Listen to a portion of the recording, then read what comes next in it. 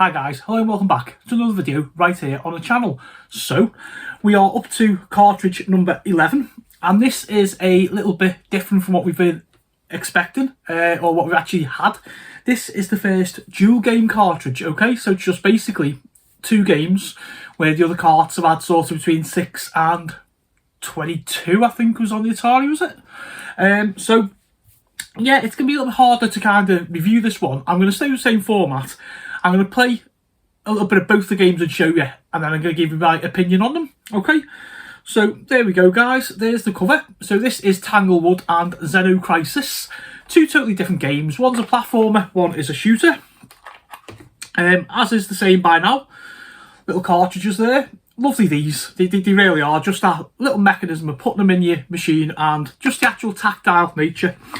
Okay, what do we have here? We have the leaflet. And we have the little rule book, okay? So I'm going to get into this straight away. Like I say, guys, two instead of normal many, but quality over quantity, you know? So, yeah. Oh, no, that's really clever, to be fair, because it says, like, Tanglewood on that side, and then we have Xeno Crisis on the other. So, yeah, I mean, straight away, that's nice, okay? So, these are by the Bitmap Bureau. Okay, so about the Bitmap Bureau. Founded in 2016 by industry veterans, Bitmap Bureau are a small independent game development studio based in the south of England, United Kingdom. Having previously developed many titles across a range of platforms, at the end of 2017 they decided to start work on their first Mega Drive title, Xeno Crisis. Teaming up with legendary pixel artist Henk Nyorborg, chiptune prodigy Savage Regime and equally talented artist Catherine Manabe, they launched a Kickstarter campaign for this ambitious arena shooter, with the funding goal being met in just 40 hours. Bitmap Bureau are truly passionate about 2D gaming and will continue to create new titles for retro platforms that hark back to that golden era of gaming. Okay, and the other side for Tanglewood. This has totally thrown me. The booklets normally just have about, like I said, the Bitmap Brothers or something. Big Evil Corp, who do Tanglewood. So, Big Evil Corporation is an independent game studio located in Sheffield, England. They specialised in creating brand new games for classic games consoles. Their debut title, Tanglewood, was a Kickstarter-backed project that was released on the Mega Drive cartridge in 2018. Big Evil Corp is continuing its mission of developing new old-style games, buying inactive volcanoes to use as evil lairs and achieving global domination by any force necessary. Okay, so this is going to be a split booklet again. Yeah, all kinds of fun to do this here. Yeah, okay. So there we go. That's what I just read for you there. There's your contents.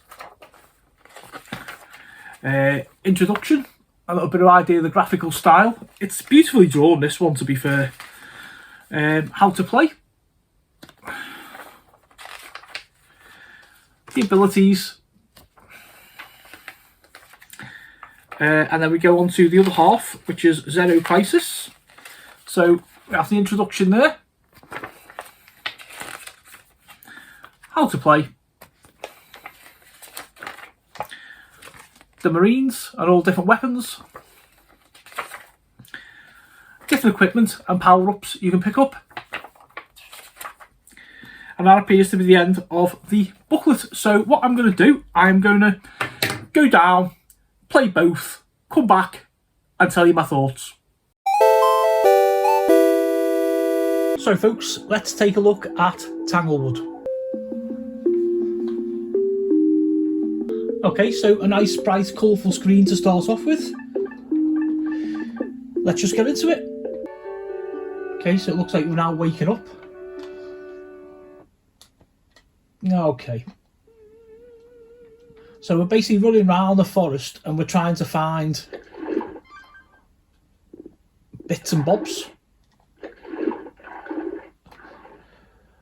Now I know there's little things called, oh, that's a mushroom there, jumps us back up. There's little things called fuzzles or something. And I think they're like little creatures, and I think if we find them and take them back to their nest, it gives us like special abilities. Oh, right up high, that's nice.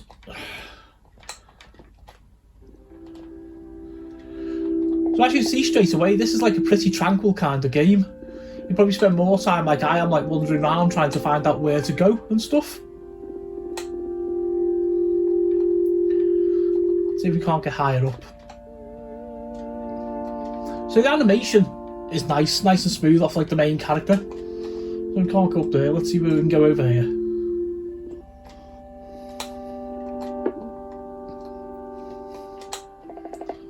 Okay, what's up here? So this is maybe one of those for like the more patient gamer. I literally have no idea where we're going. Oh, there's another mushroom.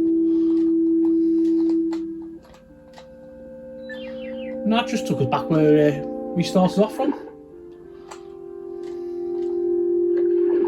There's probably people watching this demo going, what are you doing? Who knows exactly where they're going.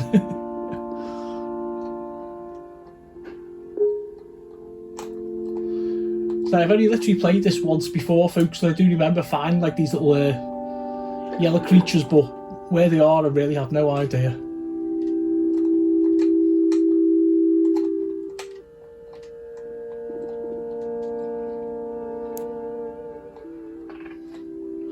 Oh, there's a little squirrel. Let's follow him so he knows where he's going.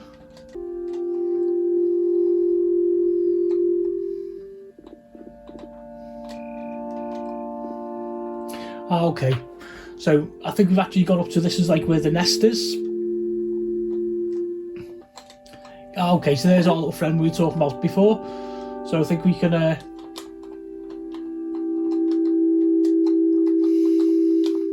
there we go. So we can pick him up. And we're going to roll him along into that little nest there.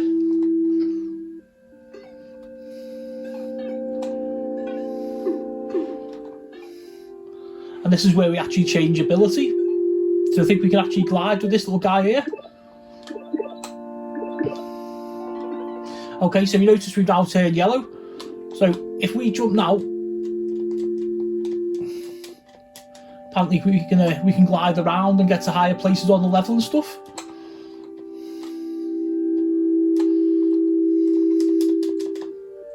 Yeah, okay, that's how we do it there. You have that sort of like little flight, which helps you to get to different places, different heights, different things.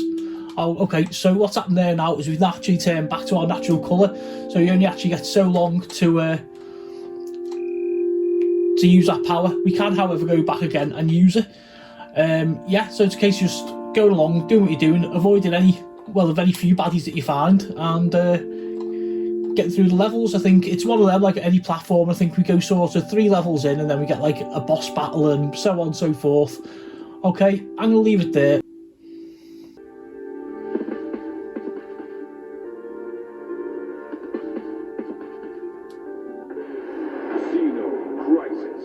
Okay, let's get stuck straight into the madness.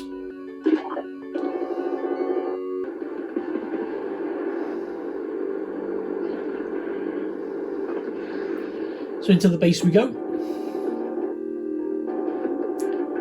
Okay, area 1, the perimeter. So you get little dog tags and stuff to collect. Okay, we cleared that row, now we go through the next one. So as we get further in and we clear more, we get different choices. So you basically, the controller is like, oh, we're out of weapons, out of ammo. I've just actually noticed as well that you can run out of ammo. Okay, so we cleared that room, so you can basically pick your own direction, right, left or up. Let's go up. There's more ammo. So yeah, so the thing is with these twin stick shooters, is like you move in one direction, fire in the other. It's like really, really good.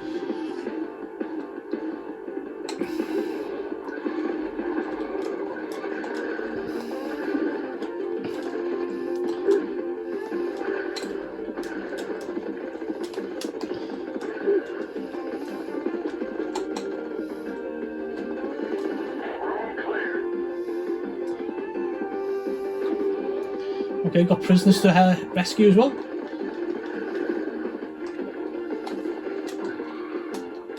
Oh no, right away. Oh, got caught up there trying to go for the other weapon.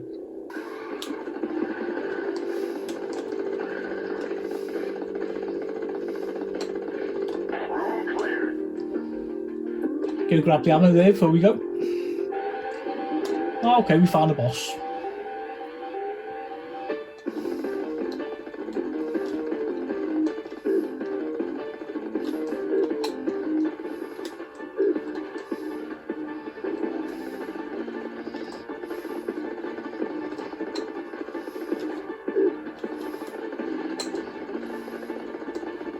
Oh.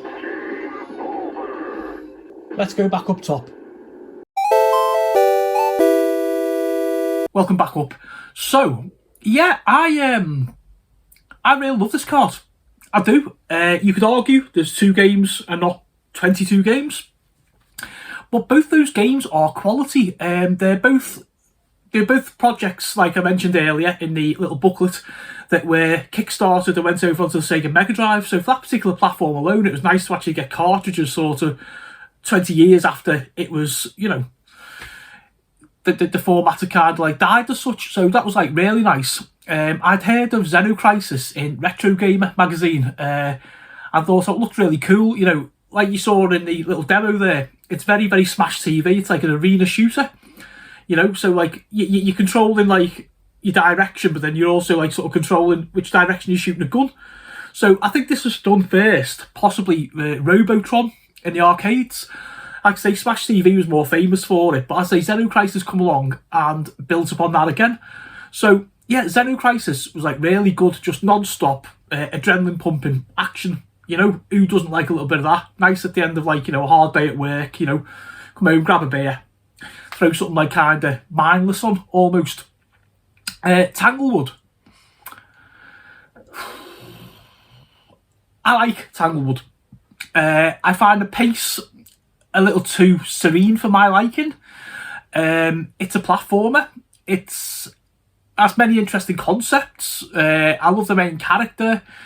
I do like the game. I do, you know. I think if you pin me, I think I'd say I'd give Xeno Crisis like a 9 out of 10 and like Tanglewood an 8 out of 10, but that's only personal preference, you know.